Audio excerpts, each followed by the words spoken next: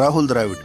ఈ పేరు వినగానే చాలా మందికి వెంటనే టెస్ట్ క్రికెట్ గుర్తొస్తుంది. కానీ నిజానికి ఓడై ఫార్మాట్ లో కూడా ద్రావిడ్ బాగానే పర్ఫామ్ చేశాడు. కానీ సరైన గుర్తింపే రాలేదు. అప్పట్లో వైట్ బాల్ క్రికెట్ లో సచిన్, గంగూలీ లాంటి స్టార్ ప్లేయర్స్ కి క్రేజ్ ఎక్కువగా ఉండేది. ఆ టైంలో ద్రావిడ్ రోల్ ఎలా ఉండేది అంటే, టాప్ ఆర్డర్ లో సచిన్, గంగూలీ లాంటి ప్లేయర్స్ అవుట్ అయితే వికెట్ నిలబెట్టాలి. కాబట్టి ద్రావిడ్ స్లోగా యాంకర్ ఇన్నింగ్స్ ఆడాల్సి వచ్చేది. అలా కాకుండా టాప్ ఆర్డర్ లో సచిన్, గంగూలీ లాంటి ప్లేయర్స్ బాగా ఆడితే ఆ తర్వాత ద్రావిడ్ ఎంత బాగా ఆడినా ఎవరికి కనిపించేది కాదు.